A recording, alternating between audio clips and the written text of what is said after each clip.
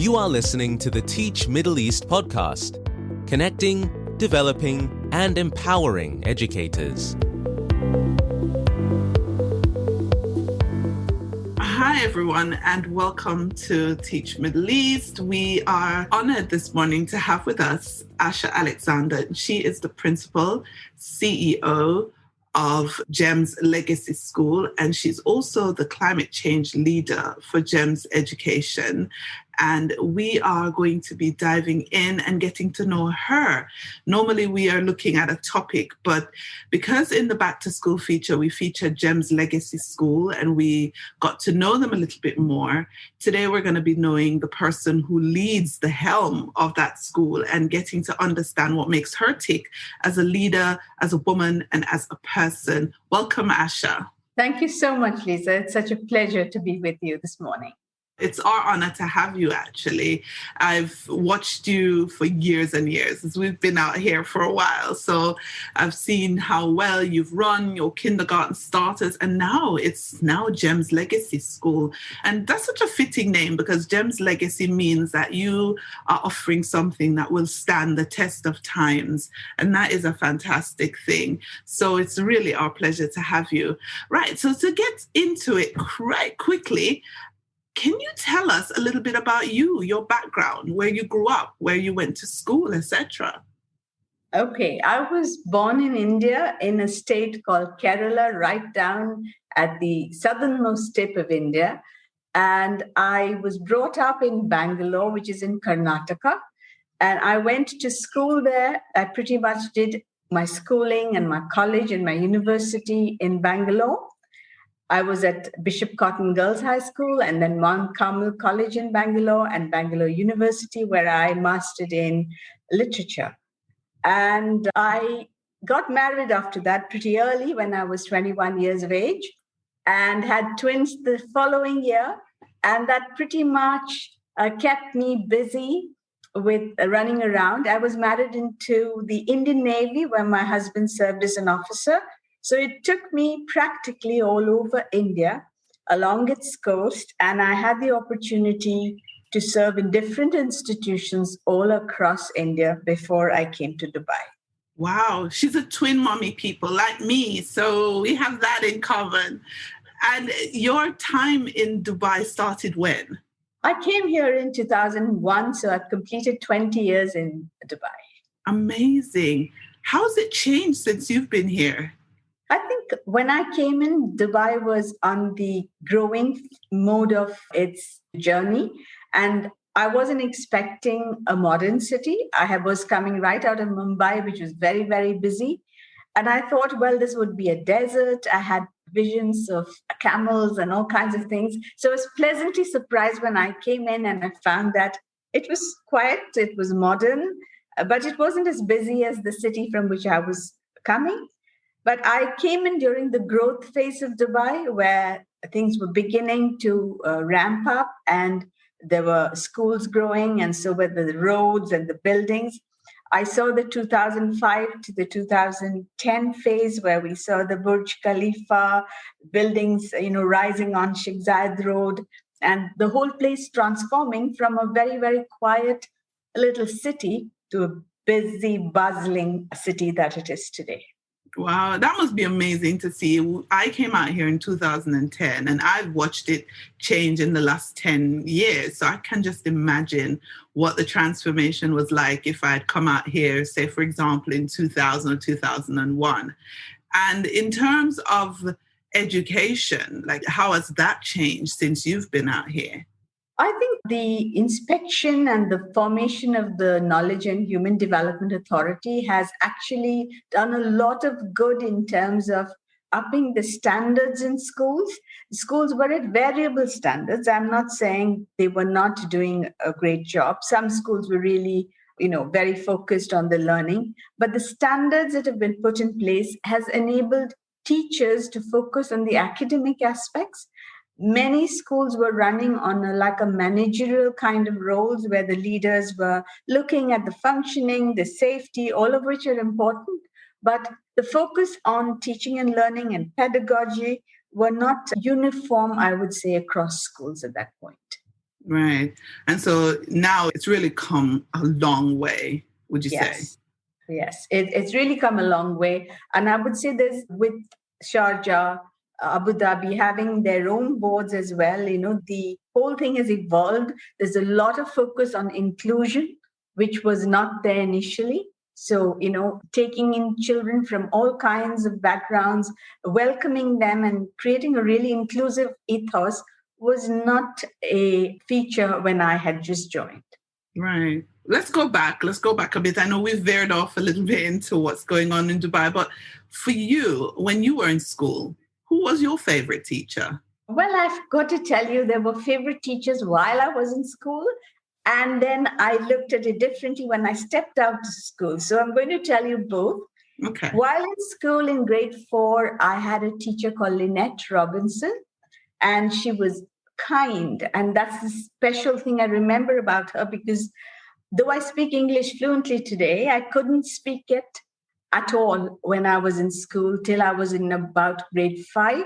I knew it. My system enabled me to memorize things and write answers. So I was doing well at school, but I didn't have the confidence to speak. I was very diffident. I had lots of ideas in my head, but I would be hesitant about sharing them in class. And it was this teacher that opened me up because she encouraged me. She knew that I was writing all the answers, so I must be knowing some things, but I was reluctant to speak. I remember her almost as angelic. She was pretty and she was kind, and maybe it was the child's perception, but I think at that time in the primary years, that is one of the most required element in a teacher, to be considerate, to be kind, and to encourage.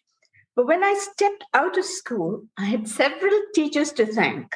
Among them, my PE teacher, who was responsible for me being punctual, to, I look at my posture, to being, particular about the things I do, for pushing me to actually attempt games like hockey and basketball, which I would never have gone near because I didn't think I was a sports person. But she felt that I had the potential. So there were several teachers like that who actually recognized potential, pushed me. And I didn't like them when I was in school because I thought they were stretching me beyond what I could do. But I owe a lot of who I am to those teachers today.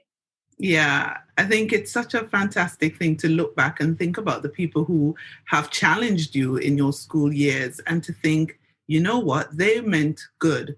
Because when you're young, you don't know that these people mean the world of good for you. They actually are trying to get you to do right.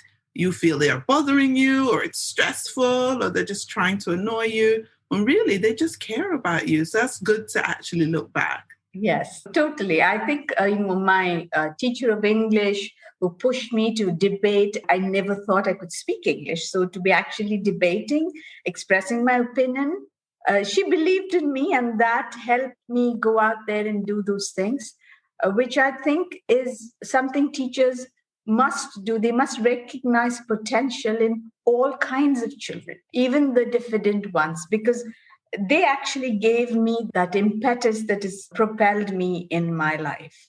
Yeah. So I owe a lot to my teachers. And talking about life, what made you want to become an educator? Really speaking, I wasn't set to become an educator. I have a grandfather who's a district inspector of schools during the British Raj in India. But apart from him in education, I didn't have any uncles or aunts or people around in education.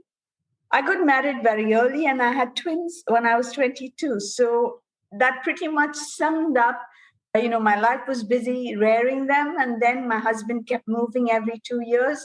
The only way I could stay in a profession was to pick up something which would enable me to continue serving. So I took up teaching because the kids were 3 years old. They were going to school.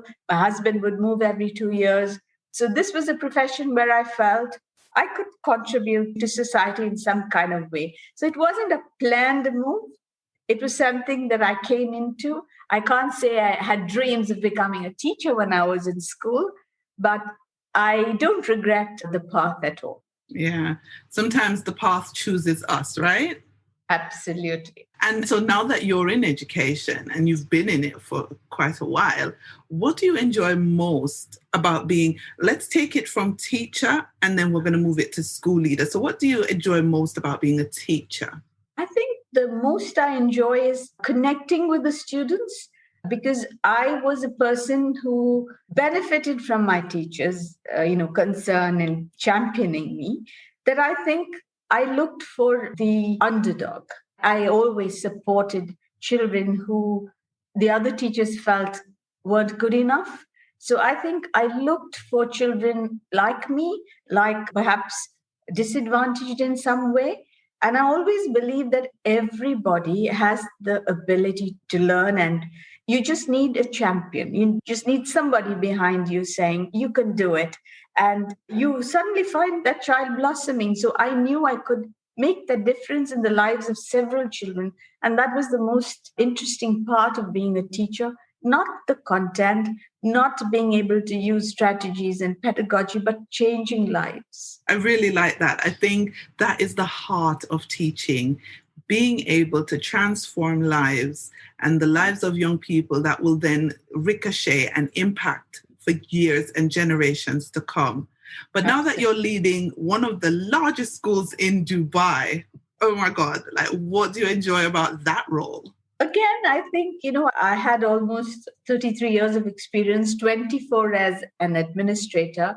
So I think I was more in an administrative role than in a teaching role for the better part, though I've done about 14 years of teaching in these 33 years.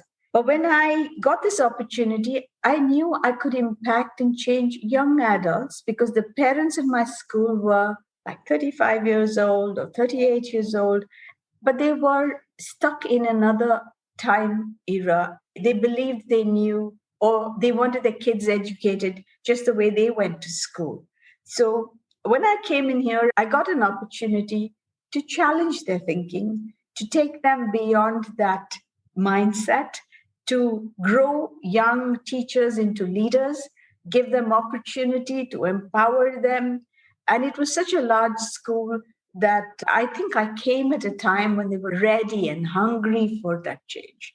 So being there, I can not only touch the lives of children, but I can actually be a counselor. This role is everything rolled into one. I can be an artist, I can be a counselor, I can sing, I can dance, I can do all of the things I wanted to. I don't think any other profession would have enabled me to keep going with all of those things. Right. But what were some of the challenges? Because I'm sure it wasn't easy. The challenges, like I said, is the mindset of people, whether it was my governors or my management or my line managers or the teachers. They didn't want to change. They were pretty much like, the school is happy. We are happy. Why do you want to change? We're just fine where we are. The school is a primary school and everyone should be just happy and just do the things that they were doing. And I wasn't prepared to take them down that road. So I've been challenging the status quo from the time I entered. We moved from a textbook-driven school to a digital curriculum. That was a huge change 9 to 10 years ago when everyone was happy with the textbook.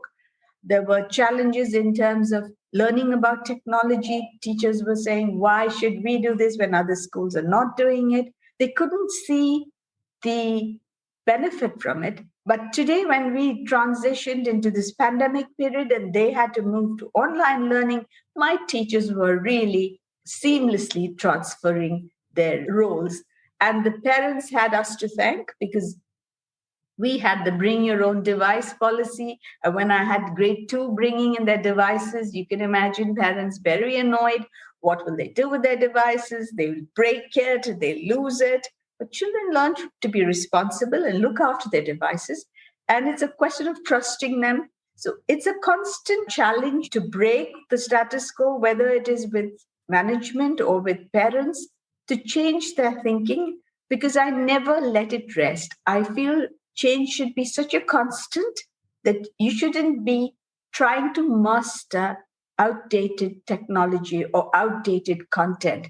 When everything is evolving around you, you need to continually challenge. And people want mastery. They want that period of time when they understand and they master content which is already outdated. So I keep stirring the pot, and I know that it's not a very comfortable feeling.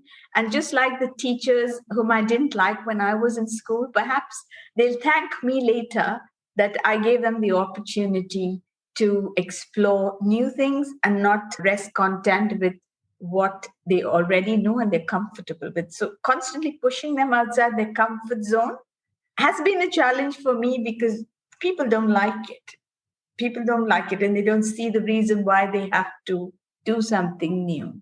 Yeah. So that's been the challenge. I'm wondering, though, how do you help them to strive for excellence? Because you're going to meet resistance. So when you meet resistance in that whole change process, how do you overcome that resistance? What do you do? I think excellence is something that we must really redefine. When people compare themselves to others in their context, or they look at other schools, or they look at another's child in the classroom, you're severely limiting your potential to excel because you might be so much better than them. But if you're content marking yourself against somebody in your class or someone in your school or another school in Dubai, you're seriously limiting yourself. I encourage teachers and students to look at their own targets. How much have you improved against what you were doing before? And can you push yourself a little more down that line? Never mind whether you're better than the next person. You might just be so much more than your environment and the people in it. So how can you excel, really excel, if you are saying, okay, I'm content, I've just become an outstanding school. Outstanding school according to what? According to the people around you, the schools around you. So I think the need for excelling happens when you're able to truly understand your potential and work down the path to make sure you do better than you did the last time. So whether you're a student in class or a teacher in the school or an organization in a place, try and see that are we moving ahead and are we pushing our own targets? That's the only way to excel. Absolutely love that. So excellence is not marked by looking at what somebody else is doing. It's not marked by watching the bar set by someone else. It's marked by looking at how far you can push yourself, how much you can meet your targets, and how further you can go as an individual and as an institution. We're going to put that as a little quote. We love that. We absolutely love that. That is fantastic. And when it comes to your school, GEM's legacy, where do you see it going? Like, what visions, what do you have, in your mind as your targets for GEM's legacy school? I've always seen that the school should be something that meets societal needs. That's what is important for me. A value-based school, which is meeting the needs of society. And that should be my curriculum. And that's what I want to train children for. Children shouldn't be growing up learning English, math, and science, but they should be able to apply that learning in their context in schools that enables them to be ready and seamlessly transferring. So in my school, we have a problem-based learning at the heart of the curriculum, and it can be anything. I might look at poverty, or I might look at one of the SDG goals, and I'm saying, how do we solve them? What is the learning for if I can't apply it even now within a context? And I want children to understand that all our learning is meant for the needs of society, whatever they be. And so I prepare children to be ethical, to be, value-based, and then find solutions to problems. Because when you come out of school and college and you get into the real world, you're going to use all of what you have learned in terms of content to solve these problems. That's what life's about. There is a problem. It may be a personal problem. It may be a problem in an office. It may be a problem like the pandemic. How can I solve problems? So I want children to learn how to learn. That's important in my school. And that's the vision I have, that you must become a learner for life, not just as a cliche, but really teach them how to learn.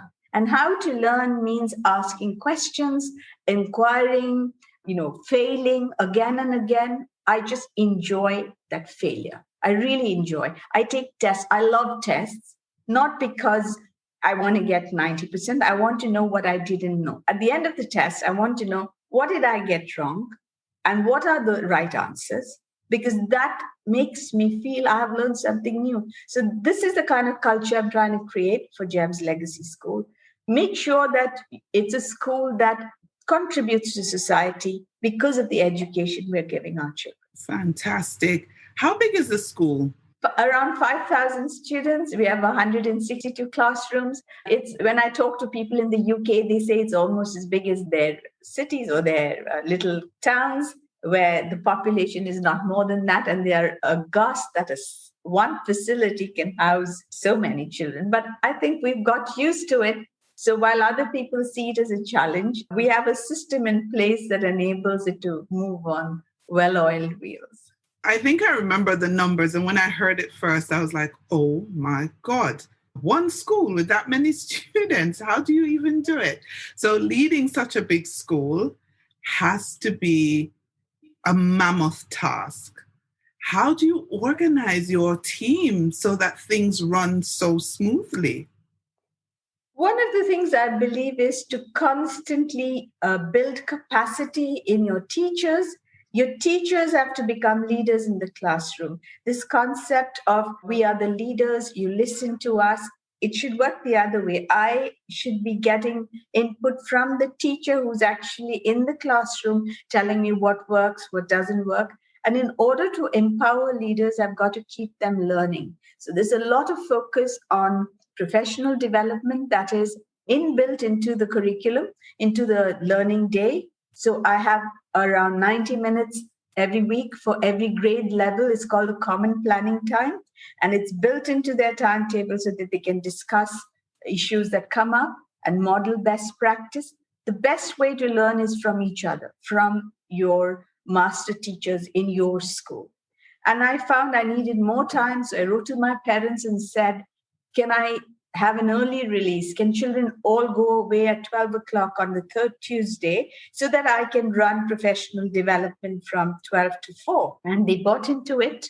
And now my teachers have 4 hours every third Tuesday. Now I feel there's an even greater need to look at data and assessments. So I've written to them again.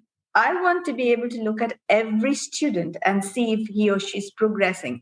And if you don't give me the time to look at it, your child cannot benefit from our instruction because we're just going at a very furious pace of trying to teach. So allow us the time. And now a second day, we've got an early release where teachers just have data conversations. So I build capacity and then I create roles. So we have somebody called a supervisor who looks after a grade.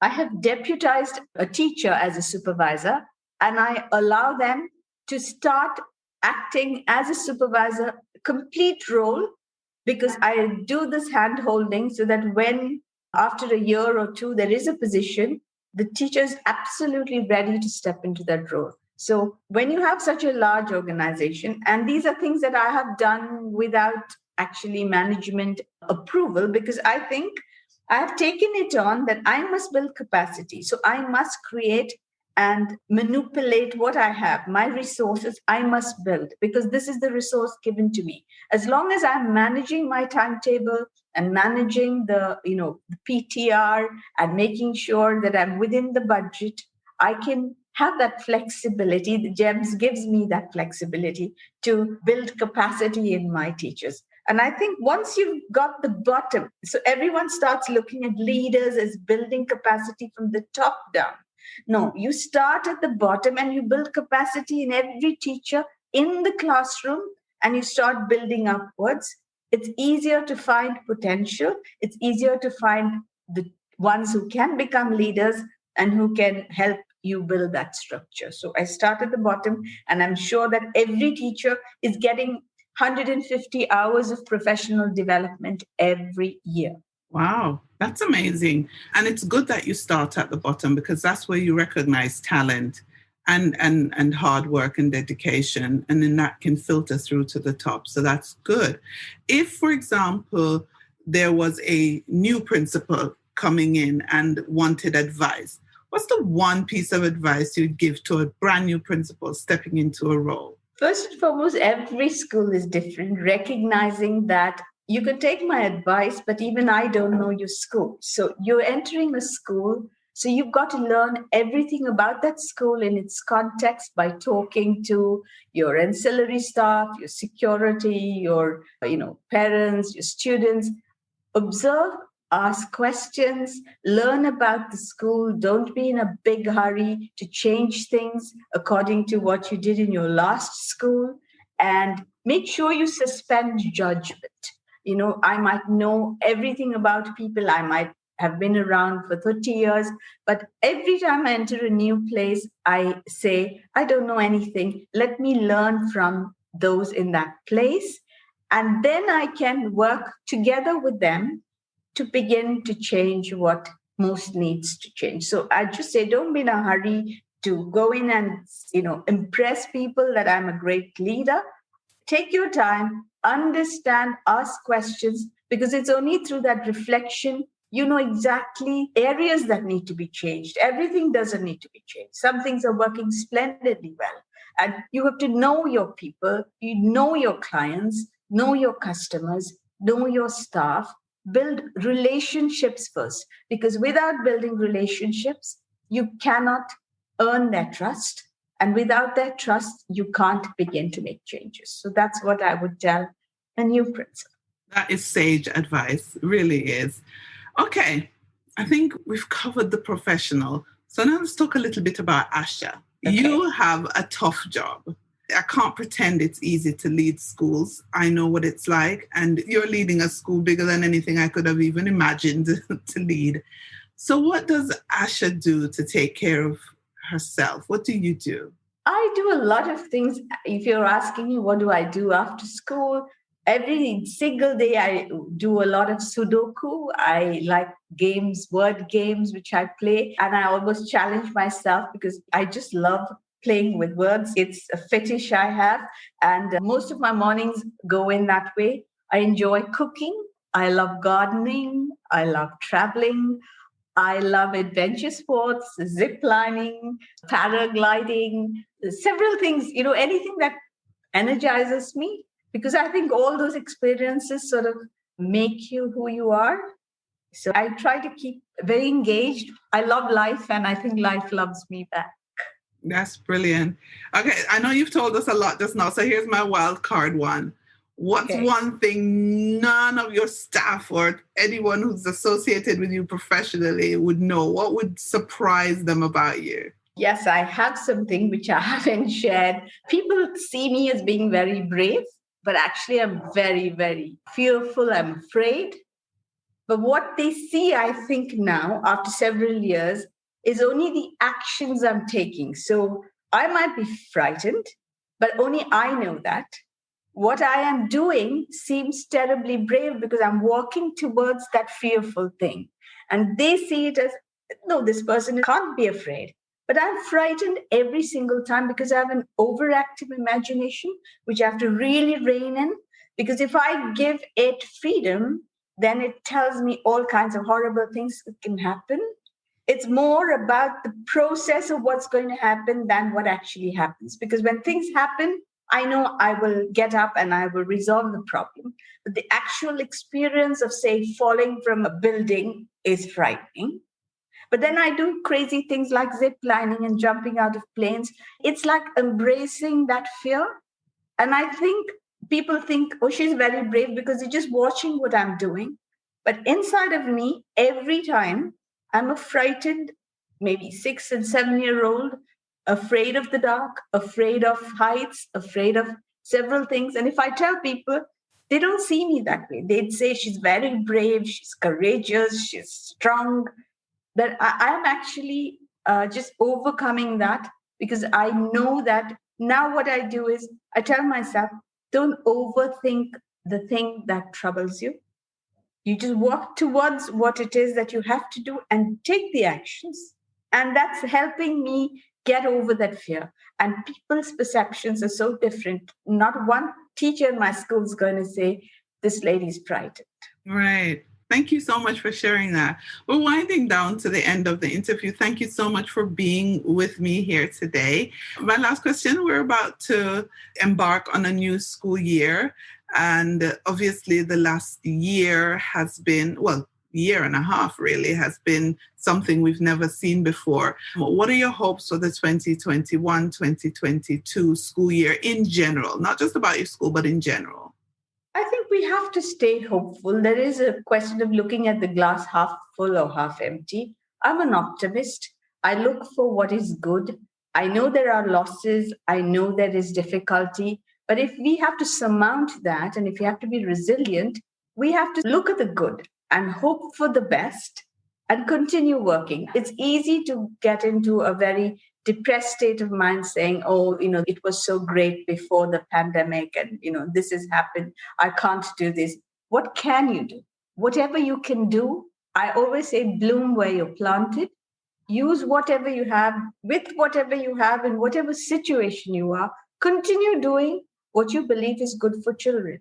We cannot do so many things. We can focus on those, or we can say, I can do so many things.